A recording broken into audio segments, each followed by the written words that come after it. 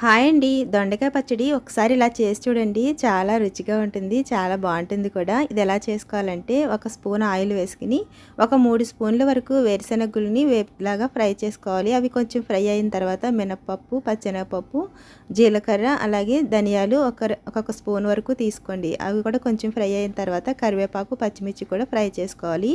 నేను ఇక్కడ ఒక పావు కిలో దొండకాయలకి చేస్తున్నాను. ఇలా కట్ చేసుకుని ఒక స్పూన్ ఆయిల్‌లో వేసుకొని టమాటోస్ అలాగే కొంచెం సాల్ట్ వేసుకొని ఇలాగ మగ్గించిన తర్వాత కొంచెం చింతపండు అలాగే నేను ఇక్కడ కొంచెం కొత్తిమీర వేస్తున్నాను. కొన్ని వెల్లుల్లి వేసుకొని ఇలాగ వాటర్ అంతా అయిపోయే వరకు ఇలా మగ్గించుకోవాలి. ఇలా అయిన తర్వాత ఇవి చల్లారిన తర్వాత మిక్సీలో వేసుకొని ఇలాగ ఒకదాని తర్వాత ఒకటి పప్పులన్నిటిని ఇలాగా మెత్తగా చేసుకున్న తర్వాత వీటిని కూడా వేసుకుని ఇలాగ కచ్చాబచ్చా కింద మిక్సీ పట్టుకోవాలి. ఇలా పట్టిన తర్వాత దీంట్లో జీలకర్ర, ఆవాలు, కరివేపాకు, ఎండుమిర్చి, ఇంగువ వేసుకుని ఇలా తాలింపు చేసుకోండి. చాలా బాగుంటుంది ఫ్రెండ్స్. మీకు నచ్చినట్లయితే లైక్ చేయండి ఫ్రెండ్స్.